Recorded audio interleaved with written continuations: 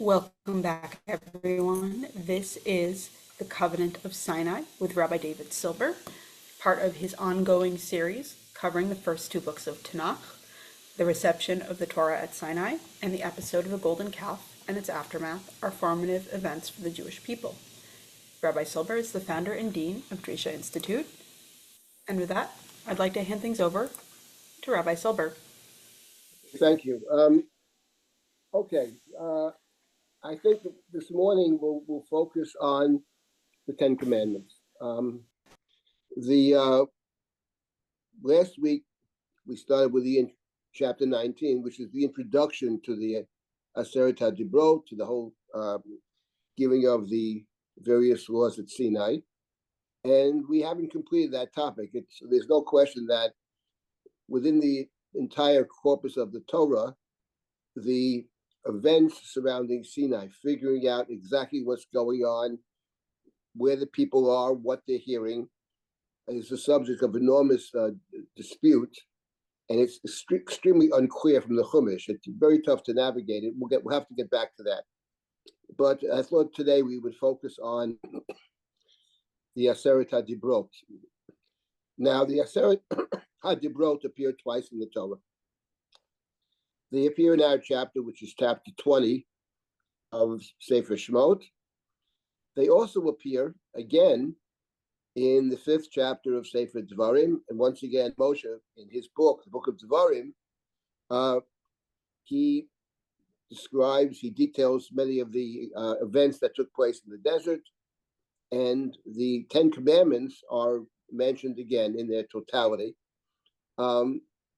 There are some differences between the commandments as presented in the book of Devarim and the commandments as presented here in our book in Sefer Shemot, and maybe we'll touch upon that later today. And that's actually very important because around this question of the differences between the two Ten Commandments, we have the very famous Ibn Ezra that we'll get to later. And I wanted to mention that and maybe discuss that briefly. But before we do that, just to refresh our memories, that last week we focused on, I mentioned that there were 3 different elements to Matan Torah, 3 very significant elements. One is that there is a content to this revelation, namely the Aseret HaDibrot and what follows as well. Moshe goes back up the mountain and he gets a whole new set of laws. Then he comes back down, he reads the laws to the people. It's a question of what laws he read. That we'll deal with later, but the simple reading of the Chumash is the laws that appear at the end of chapter 20, 21, 22, 23, the Mishpatim. He reads them to the people say Na'aseh v'nishma.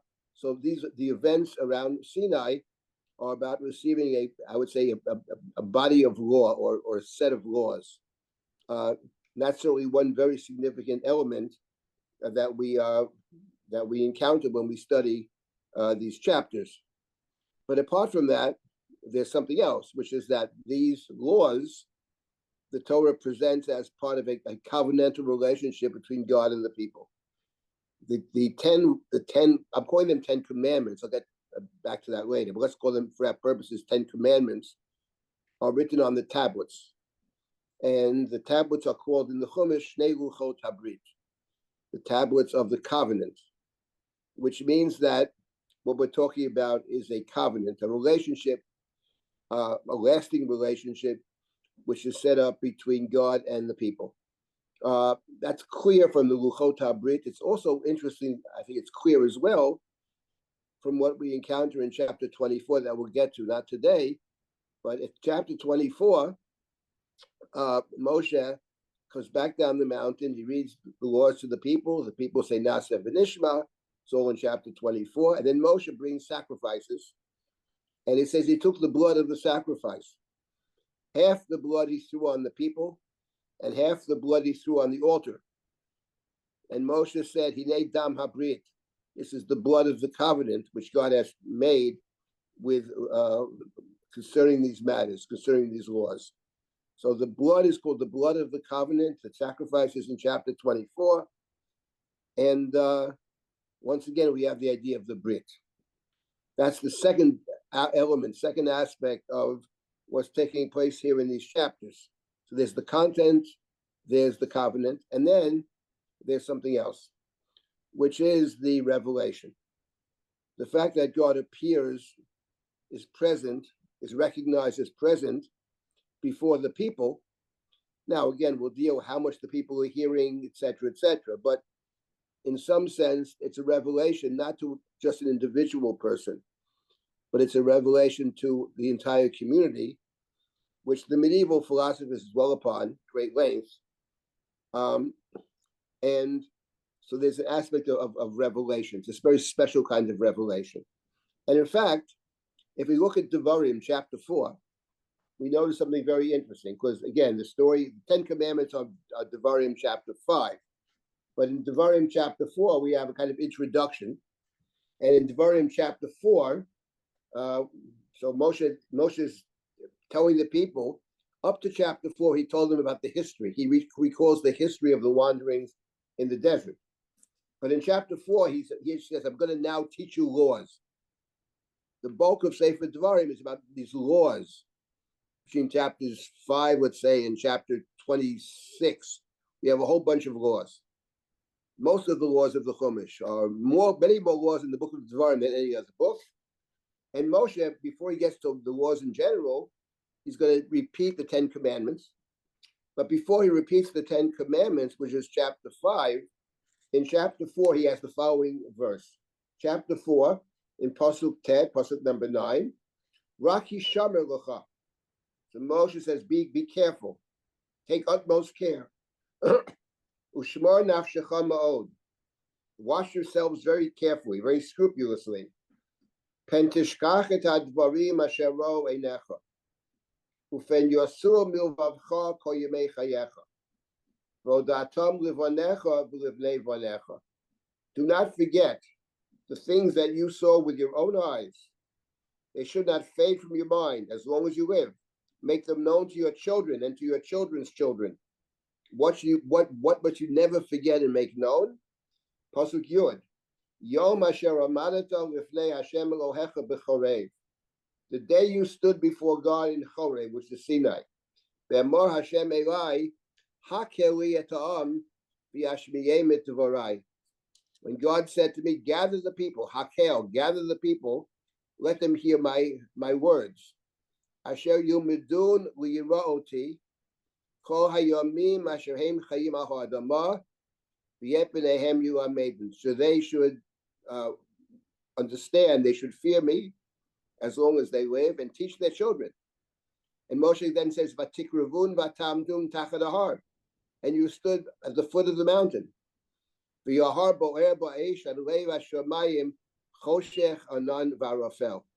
The mountain was ablaze with flames, dark, with dense clouds. Vayidaber Hashem aleichem mitoch ha'esh.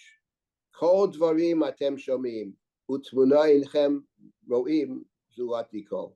Vayagedu lechem et brito. God spoke to you out of the fire.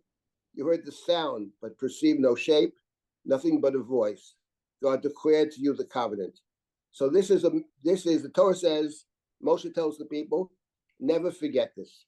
It's very interesting that this verse, the idea of never forgetting this event, of standing at Sinai, the Rambam, of course, famously wrote a book of mitzvot. The Rambam writes his version of the 613 commandments, and the Ramban writes a critique. And the critique is a very far-reaching critique, but amongst the critique, part of the critique is that the Rambam included mitzvot that should not be included, and he forgot to include mitzvot that should be included.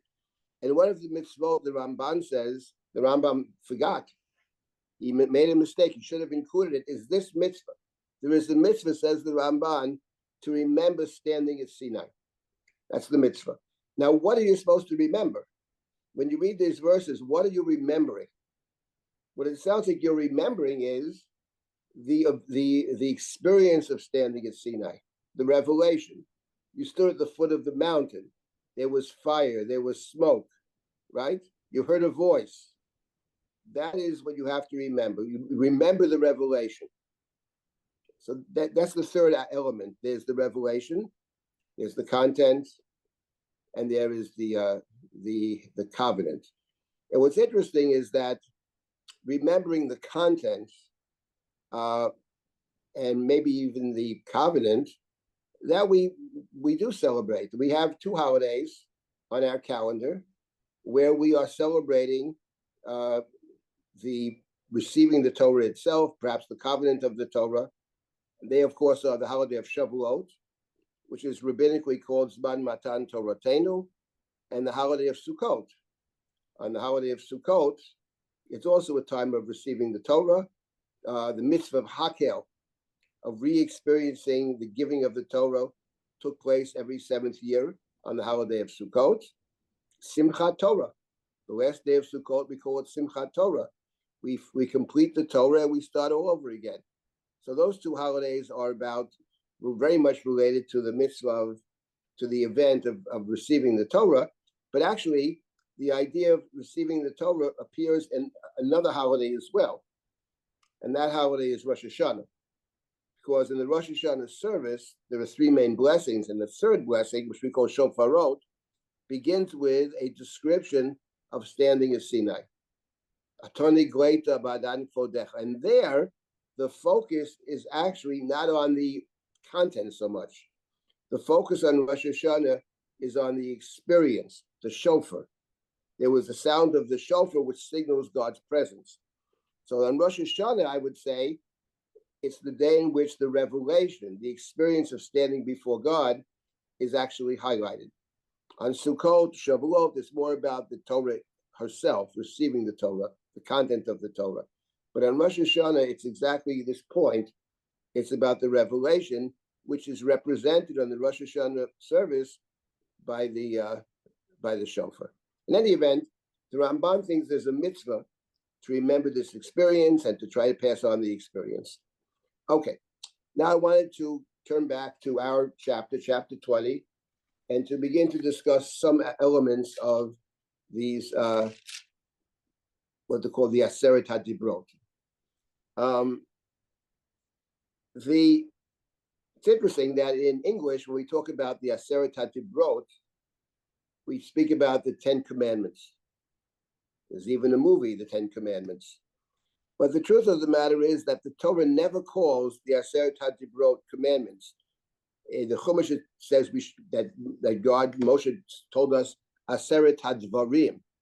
The word Dvarim can mean things, it can mean statements, but it never means commandments. The Torah never suggested there are 10 commandments. And in fact, when you read the so-called 10 commandments, what you realize is that there are not 10. There might be 9, there might be 12, depending how you figure the commandments, might be 13, but there aren't 10. The Torah never suggests that the 10 commandments are 10 commandments. It talks about 10 statements, Aseret HaDibrot. And that's an obvious point, but I just wanted to make that point. Now, what I'd like to do in the time that we have, I'll stop here and take any comments or questions, but I'd like to do is just to highlight some of the elements of these 10 Dibrot. And because around these 10 Dibrot, there's an enormous amount of literature. And I just wanted to point out a couple of highlights in terms of what the commentaries have to say and what they discuss in relationship to the Aseret HaDibrot. Before we begin with this, which we will do right away, does anybody have any comment or question about anything that I've mentioned now or last week as well?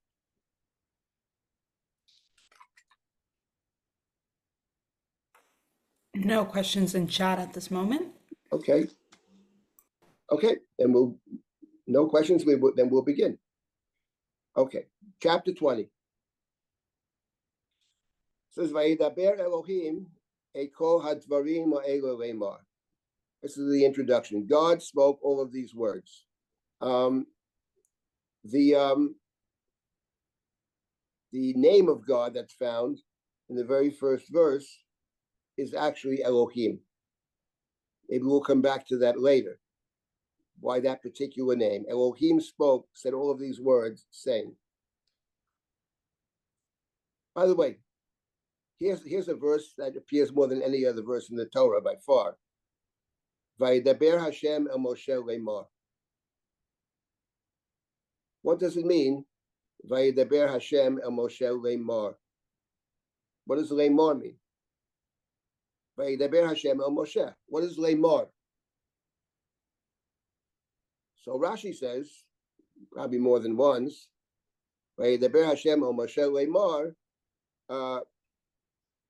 God spoke to Moshe, right? Saying, in other words, instructing Moshe to tell others what God had said. That's how Rashi understands. Leimor lacherim, right? God said these words, leimor, to tell the people, to speak to the people. The Ramban disagrees. The Ramban, I don't have the precise place where he says this, but he disagrees. It's not what it means, he says, because God said to Moshe, speak to the people. It says Dabero b'nei Yisrael. So how could leimor mean speak to the people? The next verse says Dabero b'nei Yisrael. So leimor must mean something else. So the Ramban essentially says against Rashi. The Ramban says it doesn't mean to tell the people, but when you have the word leimor, it means these precise words. Sometimes, if I say to you, tell so and so I'm going to be late to the meeting. I'm not telling you to say the words he's going to be late to the meeting. What I'm saying is convey the information that I'm going to be late to the meeting. But sometimes the language is actually precise. Say to so-and-so exactly these words. So the Ramban says when it says leimor, it means exactly these words. Not in general, but tell them exactly this. So I just want to make that point. It's a dispute between Rashi and the Ramban. What the Ramban says seems to make fair amount of sense. He always makes sense, but anyway, that's Rashi and the Ramban. Anyway, God said these words: Anochi Adonai Elohecha, Asher hotzeiticha me'eretz Mitzrayim mibeit avodim, lo yeh lecha Elohim acherim al panai. So the first word is Anochi. Says God, I. Anochi is often the emphatic I. I am the God who took you out of Egypt from the place of slavery. You shall have no other gods, al ponai, here they translate, besides me. On this verse, there is a lot to say. God introduces God to the people, God speaking to the people. Notice that God speaks in the first person, I, Anochi, God says, right? I am. God is talking, sounds like talking directly. I'm the God who took you out of Egypt. Have no other gods before me. Here the Ibn Ezra, interesting, the Ibn Ezra quotes his good friend and perhaps relative, Rabbi Yehuda Halevi, the great poet, Rabbi Yehuda Halevi, also the author of the work, the Kuzari, the philosophical work, the Kuzari. I believe they were related. I think their children married each other. The Ibn Ezra himself was among other things, a great poet, and Yehuda Halevi is maybe the greatest poet. And he records in his commentary, long commentary, he says that Yehuda Halevi once asked him, why does the Torah, why do these, I'm calling them the 10 Commandments, they're not commandments, but the Ibn Ezra says that Yehuda Halevi said to me, why does God introduce God to the people as I'm the God who took you out of Egypt? Why doesn't it say, I am the God who created heaven and earth? That's the question. That's what the Ibn Ezra records. Yehuda Halevi asked him the question.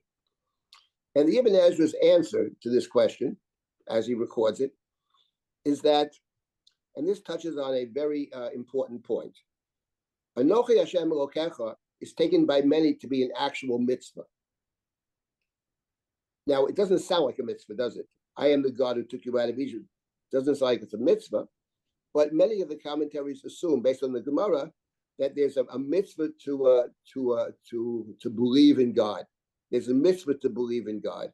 I'm not going to get into that whole question, how one could command such a mitzvah, but there is such a thought. Thought is very present in many of the commentaries and many of the Jewish sources.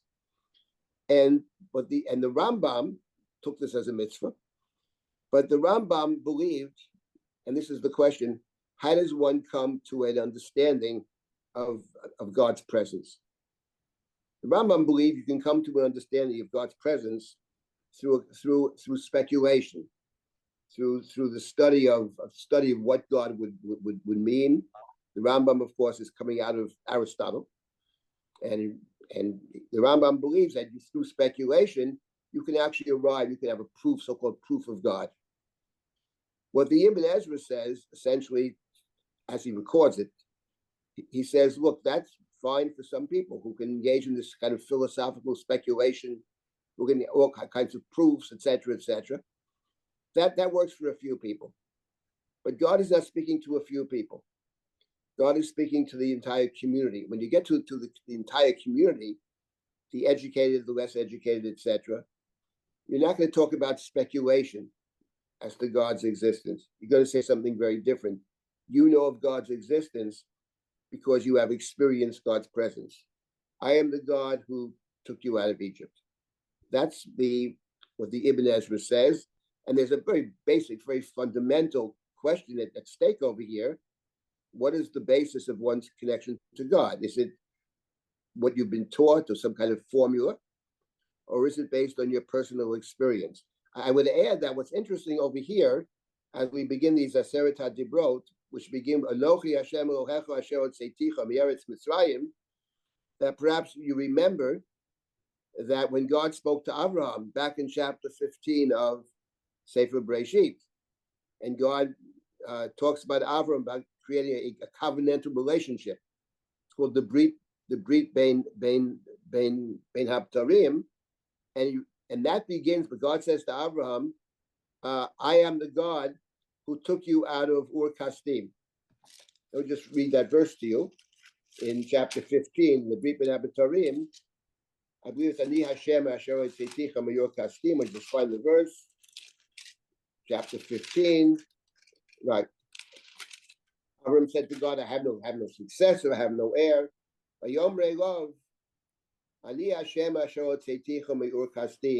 it's the same formulation.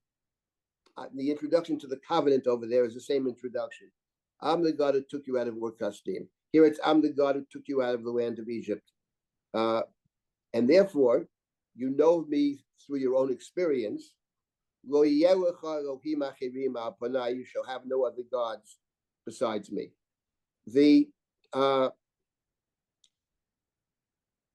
This idea of how one comes to connect to God, is it through what we've been taught, of being part of a tradition on one hand, or is it based on my own personal experience? This question, if you recall, when we studied the book of Breshit, I suggested that when Yaakov actually runs away from home, and he has a dream, he sees the angels up and down the staircase, up and down the ladder to heaven.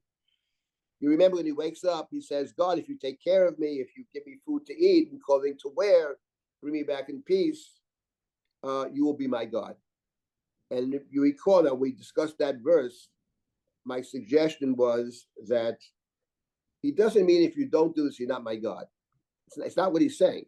See, you are the God of Abraham, you are the God of Isaac, I'm the son of Isaac and the grandson of Abraham. But if you protect me and bring me back, you will be my God in a different sense. You will have a different relationship with you than my father or grandfather had. And the context there was the promise to build the bayit, to build a community in which more than one can be included. So the claim over there was that exactly that's what Yaakov was saying. He doesn't deny the other relationship, but what he's saying is that I want to establish an additional and different relationship than my father or grandfather had. They could never build the bayit. It was always choosing one covenantal person, and I want my whole family to be covenantal. And here we have the similar question. I'm the God who took you out of Egypt means that's the basis of our relationship. Something that you and all of you experienced. It's not about studying Aristotle. It's about your own personal relationship. Okay, now so this is a question. Should it count as a mitzvah, not count as a mitzvah? That's a separate question. But what is the basis of the relationship? This is the great dispute. The Rambam on one hand, the rationalists believe it's based on logic. That was the Rambam. Others Among them, Rabbi Yehuda Halevi, the poet, believed it's not based on logic, it's based on personal experience. One can sense God, one can feel God. The Sufis talked about tasting God. And in one place in the Kuzari, Yehuda Halevi talks about tasting God. So it's different. It's not about some mathematical proposition. That's point number one. Now, I want to mention one other thing, which is important in general. There's certain general knowledge one should have. And this is one of those points. The first prohibition is no other gods besides me. Here, we should all be aware of a great dispute between the Rambam on one hand and the Ramban on the other. Very important dispute, central dispute. The Rambam, in his guide, and not only in his guide, even in the Mishnah Torah, makes it clear that idolatry, the Rambam says, is a bunch of nonsense. It's nonsense. I make an idol, I get some wood, I make an idol, I bow down to the idol. This is, Rambam says, shtuyot. This is a complete nonsense. People do stupid things, but there's this nonsense. Anybody with a brain would know this is utter and complete nonsense. That's the view of the Rambam.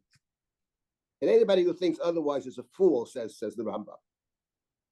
Says the Ramban, I guess I'm one of those fools. The Ramban believed, and he makes this clear, on this verse, it's a long Ramban, and elsewhere as well, that idolatry is not about foolishness.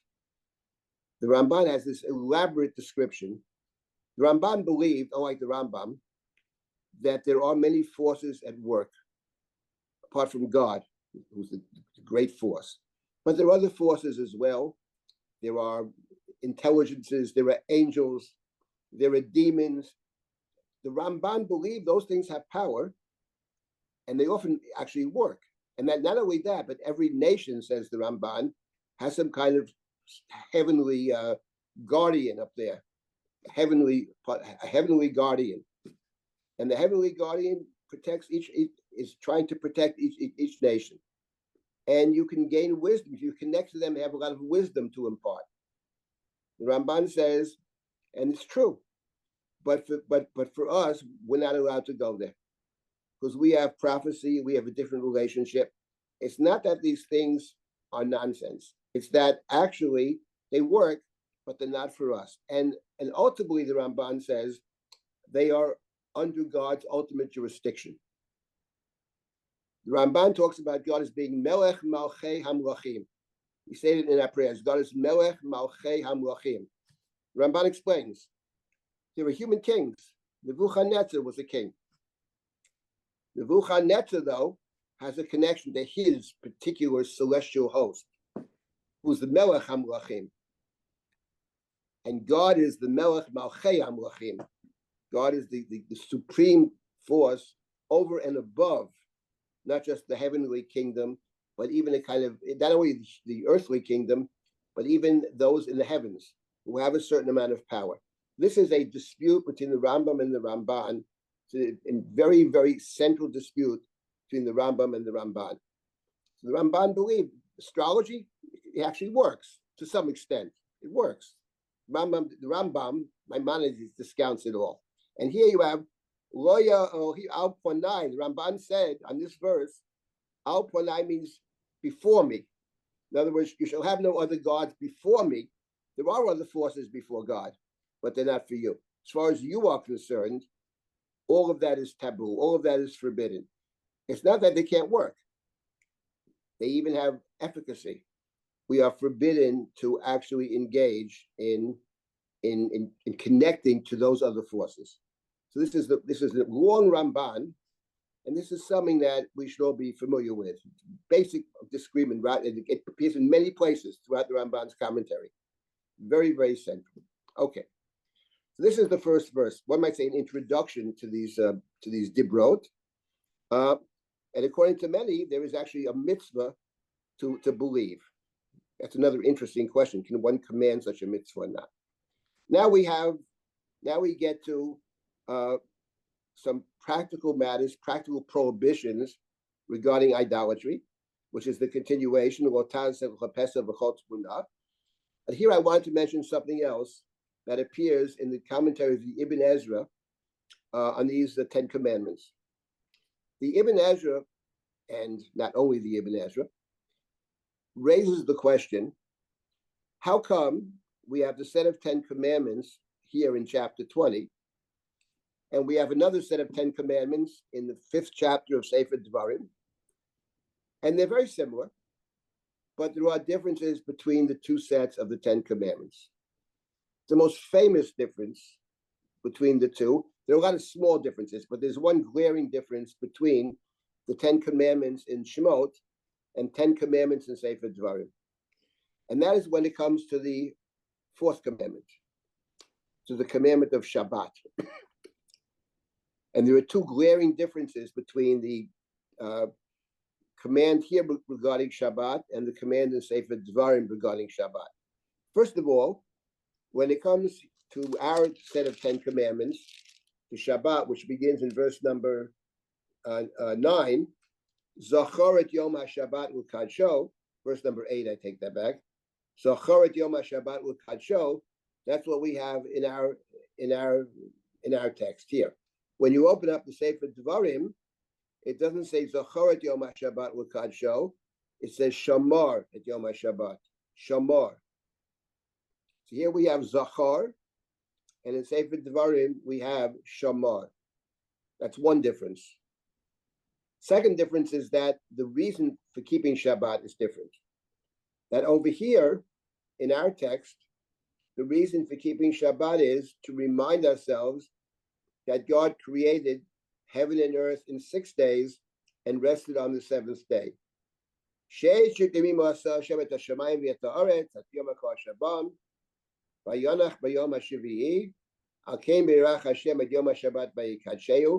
That's the reason and the only reason given for the observance of Shabbat. When you open up Sefer Devarim, I'm sure you remember, there the Torah gives a different reason. The Torah gives a reason in Sefer Devarim that when you were slaves in the land of Egypt, you had to work. You had no Shabbos when you were slaves. And therefore, you are to not to work on Shabbat, nor should your workers or slaves work on Shabbat. Animals don't work on Shabbat. Remember, you were once a slave. And as a slave, you worked whenever the boss tells you to work. You had no Shabbos. But now you're free people. So therefore, you have to accord the same freedom, as it were, at least one day a week, that nobody should work. Not you and not your servants and not your animals, etc. So the reason given for Shabbat is as a Zeicha L'Tziat Mitzrayim. And the reason given here is a Zeicha L'Maseh Breshit, right?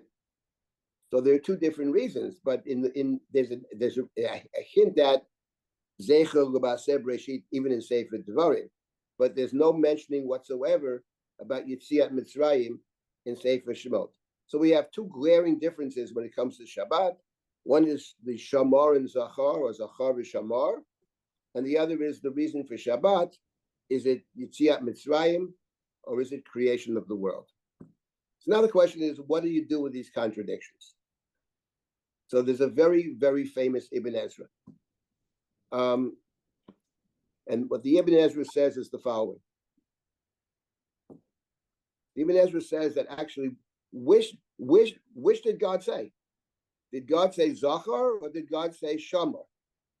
Now the Ibn Ezra is like the Rambam, he's a rationalist. What do we say in our Friday night service, or Kabbalat Shabbat? In Luchad Dodi, what do we say? What do we say in Shamar v'Zachar b'dibur echad. Shamar v'Zachar b'dibur echad. It's the Gemara that God said them both at the same time. Shamar v'Zachar b'dibur echad.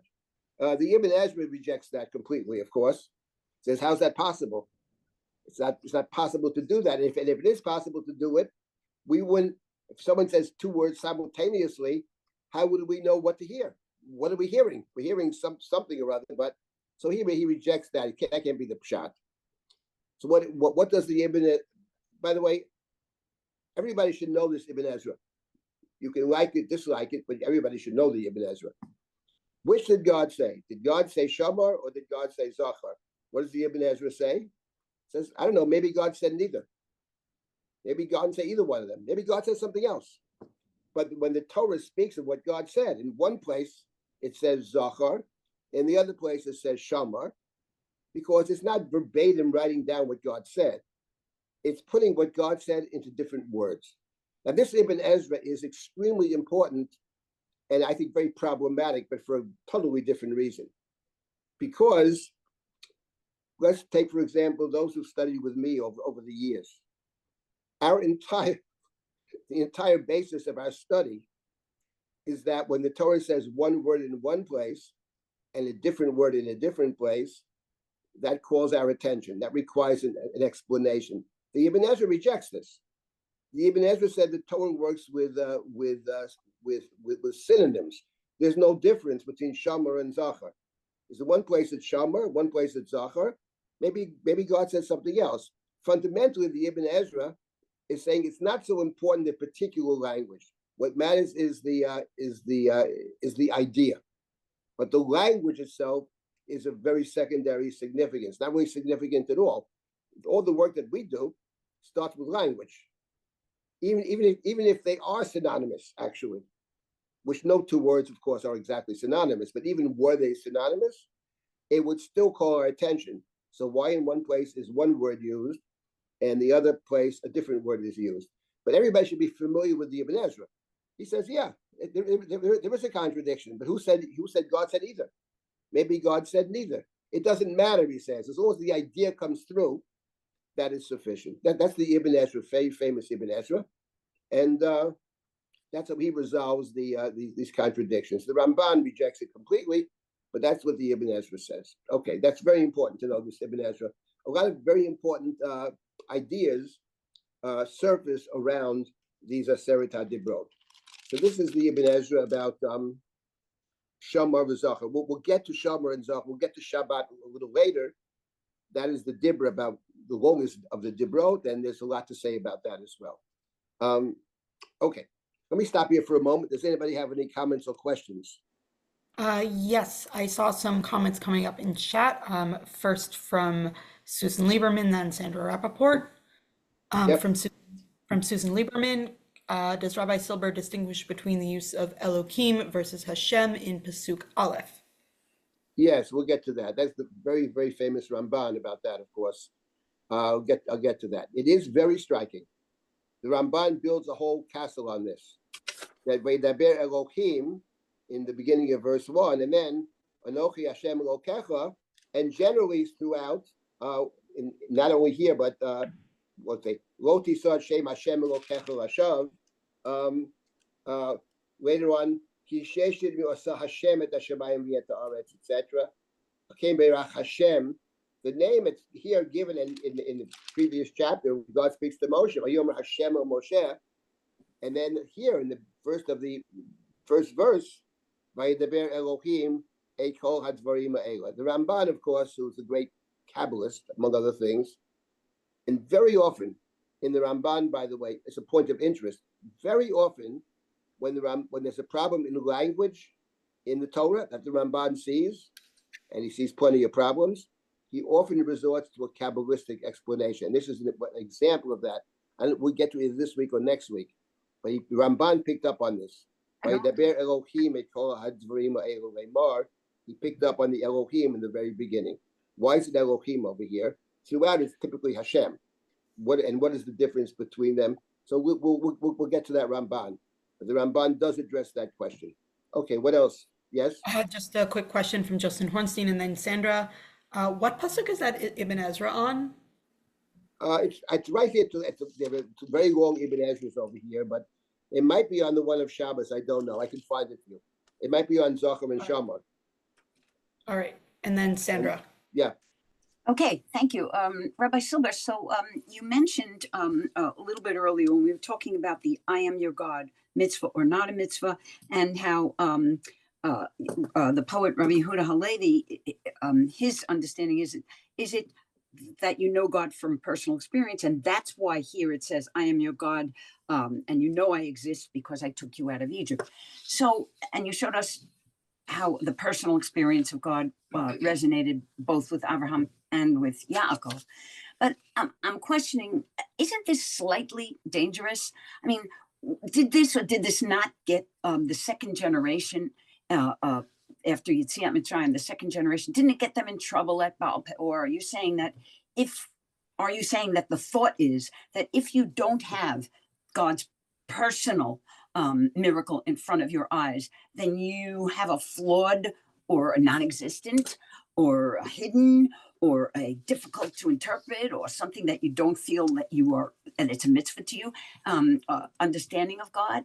And so do we have to see miracles of God in front of us every day and interpret them that way if they're not, if we're past the age of revelation? In other words, I see so many problems with the idea that God has to identify himself or herself or itself, has to identify himself with a personal experience for it to be identified as God. And wow, here it is, codified right in the Aseret HaDibrot. God feels, okay, guys, you need a personal identifier. I've got to wear my name tag. I am God number one. I'm the one who took you out of Egypt and did all those great things. There's a whole line of people behind me or things behind me that are going to say they're God, but I am it. And it just no, I don't think that crazy. they're not suggesting that this is the only way, because the pasuk that I started with before says that we have a mitzvah to remember standing at Sinai, and that very pasuk says, Moshe says, remember you stood at Sinai, and then teach your children. So therefore, we understand that we're not standing at Sinai. Now, what Yehuda Halevi does suggest, which is a very interesting point, and I think an important point, he does suggest in the Kuzari, at least in one place that I recall, he suggests that it's possible to imagine yourself. There's something within the person that allows us to see ourselves as actually standing at Sinai. That there's a kind of potential, a kind of religious imagination, which people have. Maybe they have to learn to exercise it, which actually, we can actually see ourselves as standing at Sinai. But, not everybody has that imagination. And the Chumash makes it clear that you try to pass on this experience. Now, the question would be, I think it's an educational question. How does one pass on the experience? That is, it's not, how do you pass on religious experience? Something, by the way, that Rabbi Soloveitchik talked about on many occasions, but he bemoaned the fact that he felt he couldn't transmit his religious sensibilities to many of his students. But on the other hand, what always struck me as a little strange, because I don't think you pass on that experience just necessarily by teaching in the classroom. It's like saying, how do you teach someone about prayer? And the answer is, as far as I'm concerned, you can take 10,000 classes about prayer. Doesn't mean you can daven. The people know something about davening. I know something about it. And what I know about it is not from a book. I was with people who actually prayed. I saw them pray. I heard them pray. Problem nowadays is we virtually never see that anymore. But the people who know something about davening will all tell you.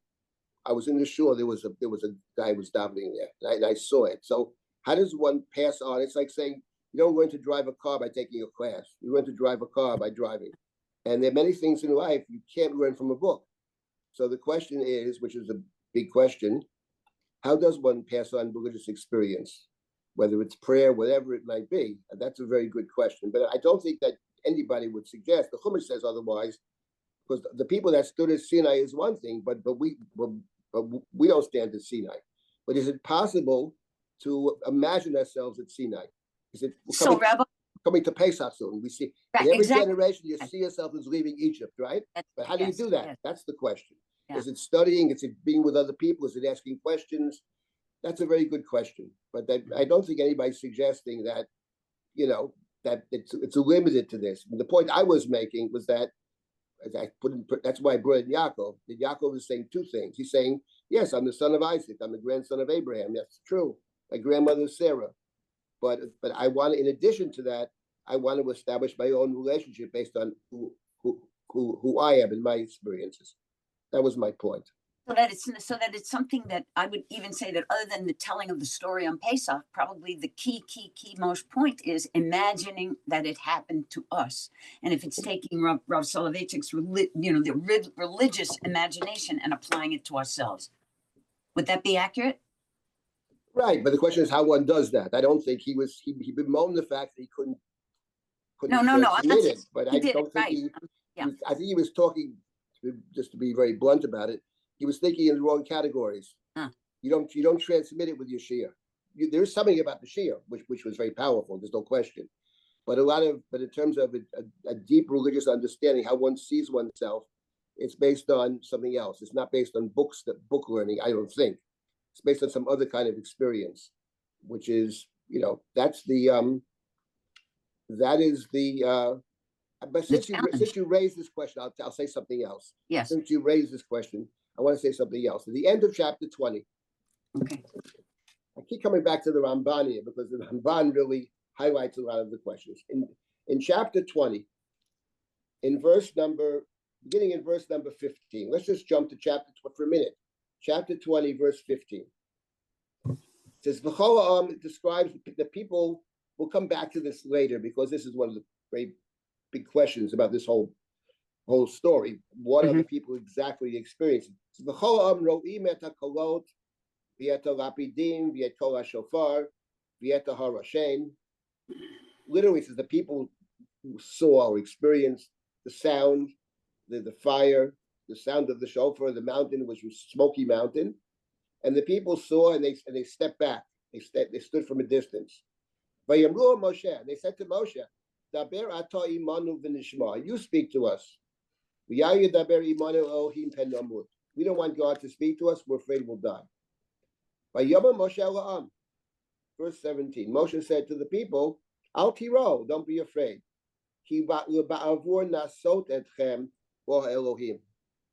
God is doing all this.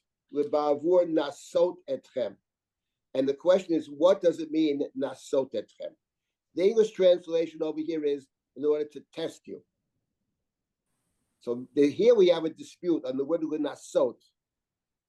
We have a dispute once again between Rashi and the Ramban. Rashi nasot from the word nes, which means a banner. God has come to raise you up. That's what Rashi says, to raise you up. Don't be afraid. God's not going to harm you. The purpose of this experience is to raise you up. That's what Rashi says. The Ramban disagrees. Nasot etchem, the Ramban says, here they translate test. It's related to test, but not test. A nisayon in modern Hebrew could be a test, or it could be an experience. God has come to give you this experience. And the Ramban makes this point, which is a very basic point for the Ramban, that it's the religious experience, that knowledge of God, the Ramban says, is fundamentally a product of religious experience. To know God means to experience God. So here, Rashi had a different thought, to raise you up. Says the Ramban, that's not what it means. It means that in the course of living, in the course of our lives, in the various experiences that we have, those experiences, and especially if we understand those experiences on occasion as being part of God's purpose, God's will, God's whatever, that's how one comes to know God. That's the purpose, says. It's the experience leads one to knowledge. That's the Ramban. And that's something which is, I would say, this ongoing question about how one comes to know something. How come one comes to know God? Is it based on, you study Aristotle, you study philosophy? That's the Rambam. You study, you come to understand it. You have a certain amount of knowledge. And maybe someday the world will be filled. The Rambam's idea of the Messianic times is the world is filled with knowledge. And the Ramban has a different view. That he's not against knowledge, Ramban. He believes in knowledge, but that's not what the deep understanding is based on one's experience.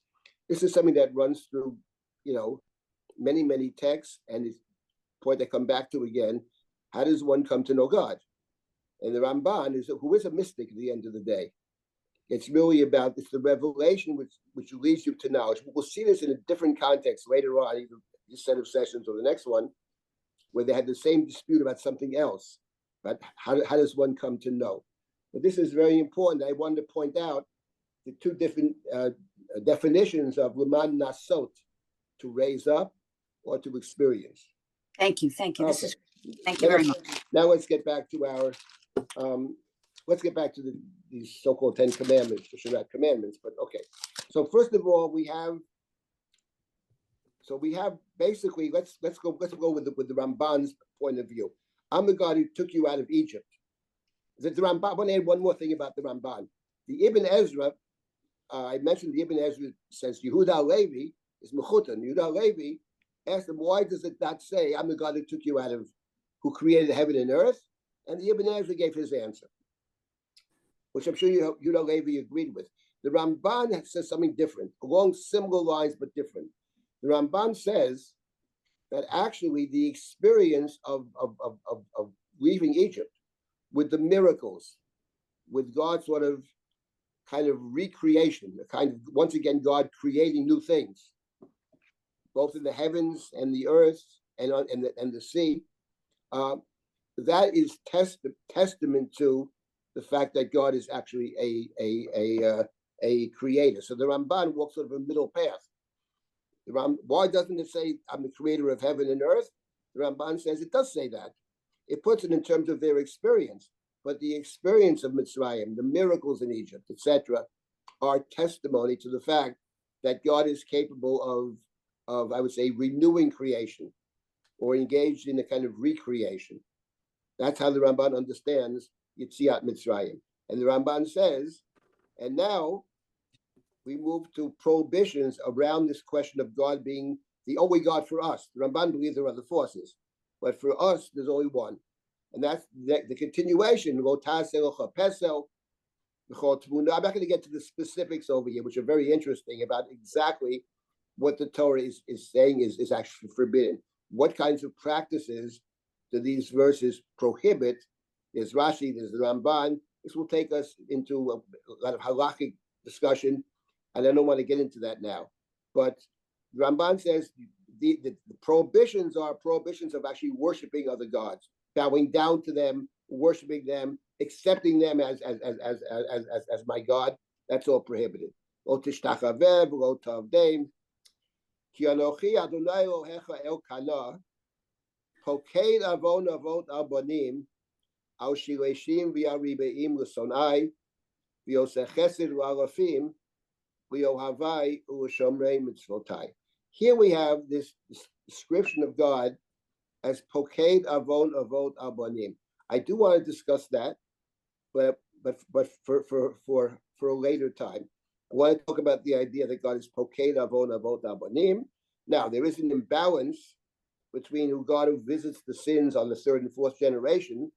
It's limited to third and fourth generation, but also chesed l'alofim, but showing kindness to the thousandth generation. Li'ohavai u'asham, for those who observe my commandments, and for those who are ohavai, who love God. It's interesting that love of God, actually, I don't think appears. It appears several times in the book of Devarim, where the Torah speaks about loving God. We say in the Shema, "V'yahavta et Hashem Elohecha." You shall love your God with all your soul, with all your mind, etc. When you get to the first four books of the Torah, I'm hard pressed to remember a single time where the Torah speaks about loving God. The Torah speaks about loving the stranger. The Torah speaks about v'yahavta l'reacha kamocha, to love your fellow person. That the Torah does speak of.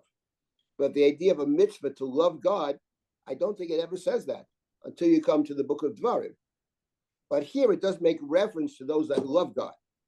That those that love God, God will care for them even to the thousandth generation. So that it's interesting to think about this idea of Avat Hashem. I don't think it appears any other place. I could be wrong about that, but as far as I can remember, it doesn't mention it at all in the first four books of the Torah. The idea of visiting the sins upon the third and fourth generation, we'll deal with it at a different time, not now. Okay, so this has to do with being, as far as we are concerned, there's one God. There may be many other forces, but there's one God. And therefore, We're not permitted to make an idol, to worship, to bow down, etc., etc. And then the next of the dibrot, lo tisad shem Hashem Elohecha lashav, ki lo yinakeh Hashem et asher yisad shemo lashav. Here in this dibra, it talks about God's name. Up to now, it spoke about God, but this is a prohibition regarding the name of God, Shem Hashem. We'll also deal with that at a different time. The question is, what is the pshat of this pasuk? Lo tisad Shem Hashem Elohecha lashav. The English translation that we have in front of us is that the prohibition to swear. You shall not swear falsely by the name of God. God will not clear one who swears falsely. So lo tisad Shem Hashem is understood by the translator and by some in the Talmud to relate to taking a false oath.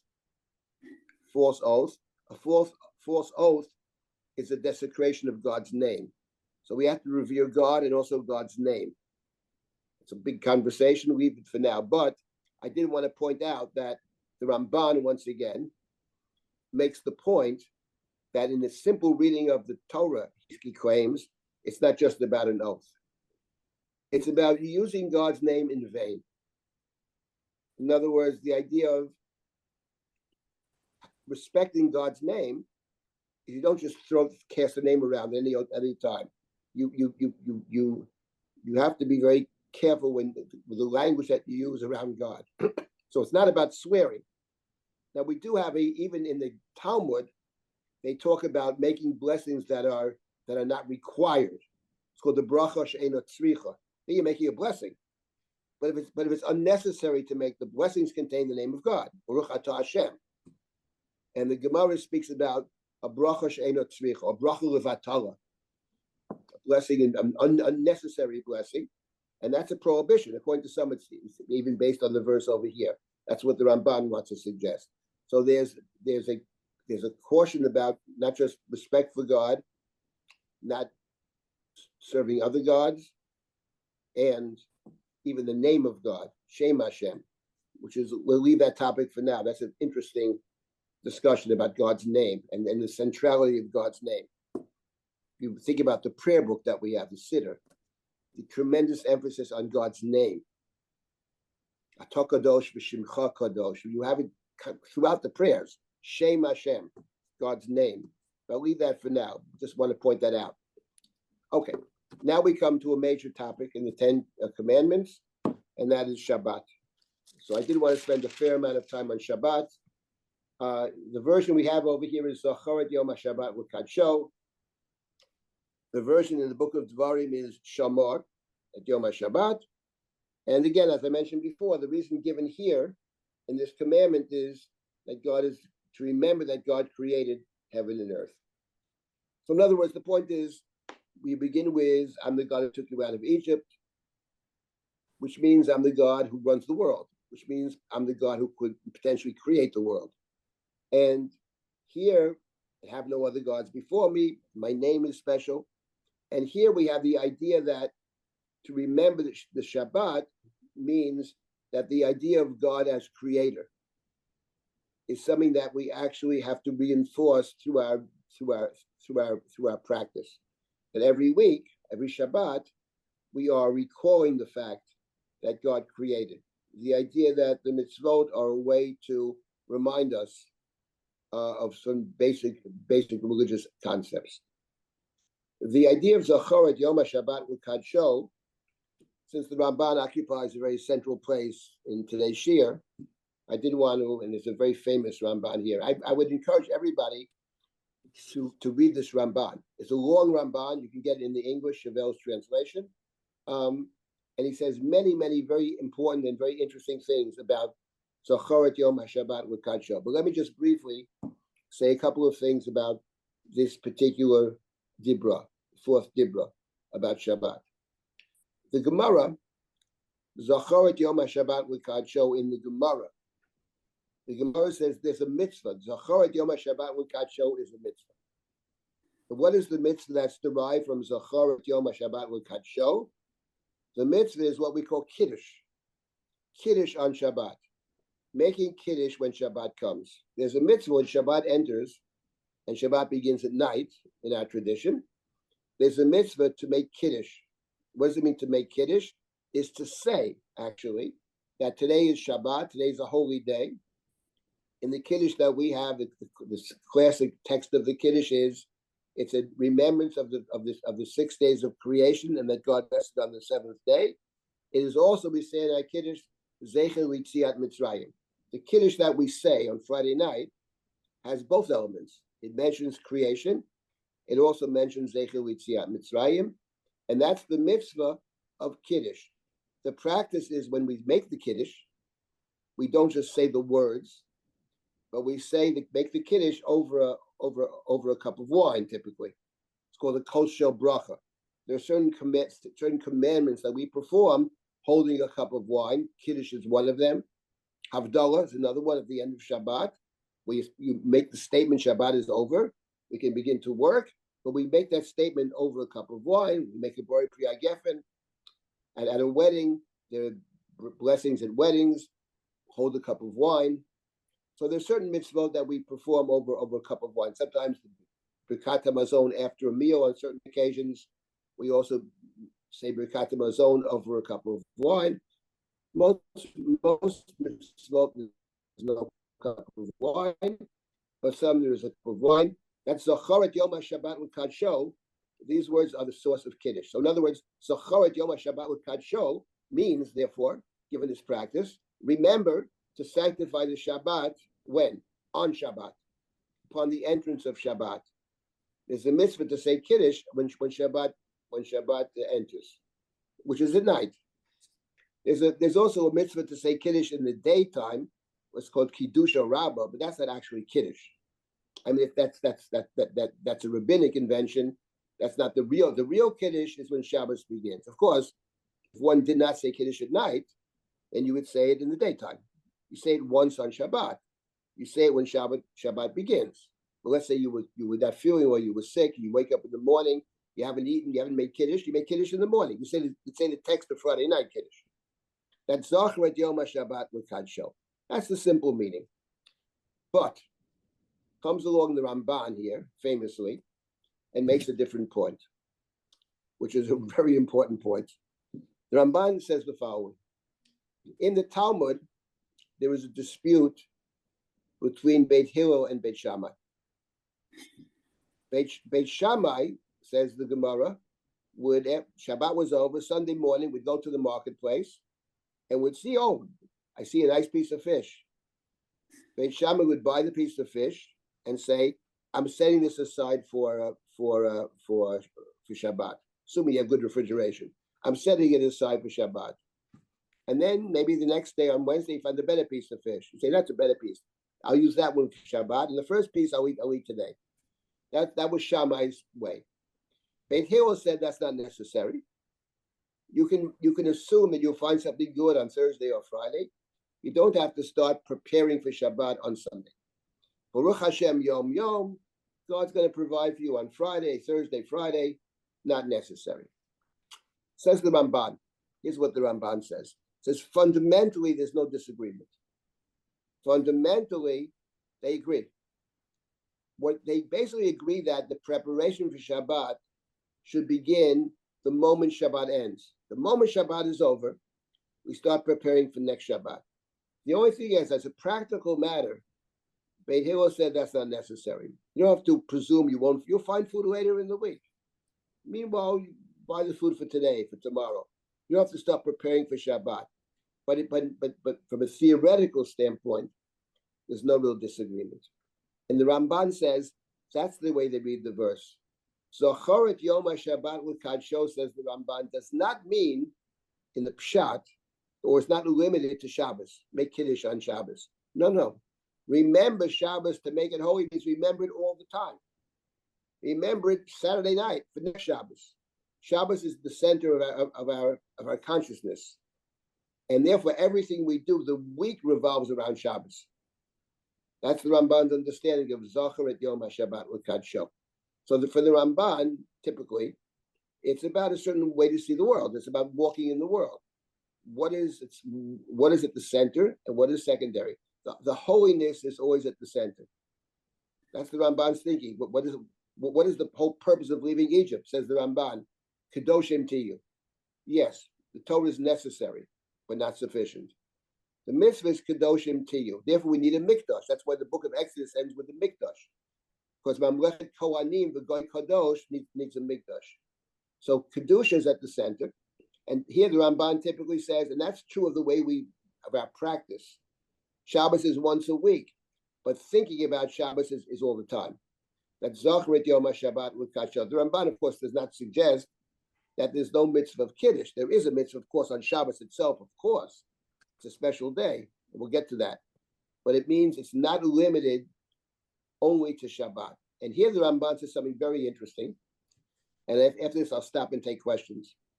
The Ramban says that's why on our count, when you open up the Chumash and you talk about the days of the week, right?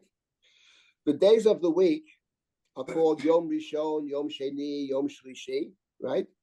The days of the week in the Bible, he says, don't have names. Now, they do have names. They don't have names. We have names nowadays. Sunday, the day of the sun. Monday, the moon day, right? Tuesday, Thor's day, right? But the point is, the Ramban says, unlike those other traditions and practices, in the Chumash, there are no names for the days of the week. Hayom Yom Rishon L'Shabbos, we say, right? The day, the song of the day. Rishon L'Shabbos, Sheni L'Shabbos, Shlishi L'Shabbos. Because it all revolves around Shabbat. The days of the week have no intrinsic significance. They're special in terms of the relationship to the Shabbat. And the Ramban added, and with this I'll stop for today, the Ramban added, the same is true of the months. When you open up the Torah, the months have no names. Now it is true that in the later books of the Bible, for example, Megillah and Esther, that we're coming to soon, there we have Chodesh Nisan, you have Chodesh Sivan, you have Chodesh Adar. That's for a different reason that maybe I'll talk about next time. But in the Torah, it never says B'Chodesh Hashvi, B'Chodesh Harisha, B'Chodesh Hashlishi. It's because the months are counted from the Exodus from Egypt, from Yetziat Mitzrayim, which was when God appeared to us. So therefore, says the Ramban, the months and the days are the same. Now that changes. The months change later on. We have names of the months, and they're not Jewish names. They're names of probably foreign deities. Tammuz is a foreign god. It's an avodah zarah. That's for a different reason. The Ramban says that he'll explain. But the idea of Zochret Yom HaShabbat L'Kadsho, the Ramban says, putting the holiness at the center, and that's true all the time, not just on Shabbos itself. Before I stop now and take comments or questions, I just want to remind everybody that on March 23 at 12 o'clock, we have the annual Rappaport lecture. It should be very interesting and very good way to prepare for Pesach. Typically, the themes of the lecture revolve around Pesach. It should be quite interesting. And everybody, of course, keep it in your calendar. It's March 23, 12 o'clock Eastern time. Now, I'll take any comments or questions. Rabbi, could I just interrupt for just a second to say that people should, it's Sandra Rappaport, to just keep alert for the emails, because even though admission is obviously for all, in order to get the link for the day of the lecture, you have to register. So you have to register, but the lecture is up, open and free to all. Okay, thank you. Does anybody have any comments or questions now? Yes, I'd like to highlight a question from chat from Neva.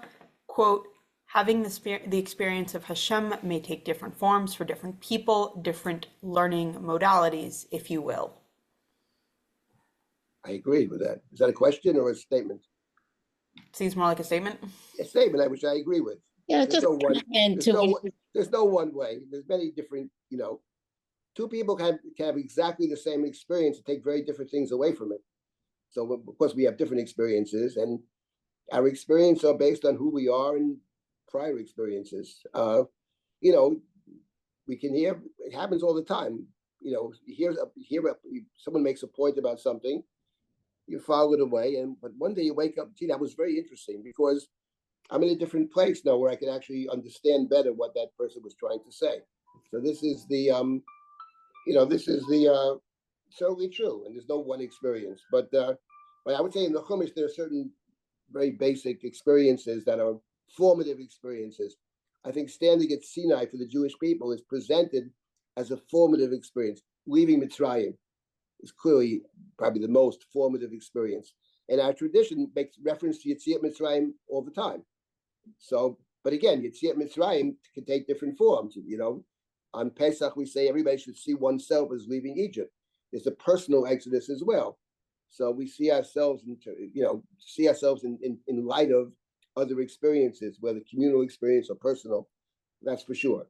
But there's no one path, there are many paths. We'll continue next week with the 10 Commandments, some more about Shabbat, and then we'll get to try to work with and figure out exactly to whom the 10 Commandments are being addressed. They're addressed to the people, generally speaking. How much they're hearing, how much is being filtered through Moshe, when do these different pieces take place?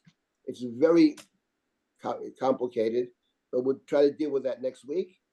And then we'll start with the Mishpatim in chapter 21.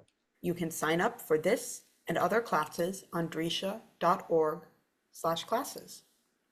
I hope to see you all next week. Take care. Thank you. And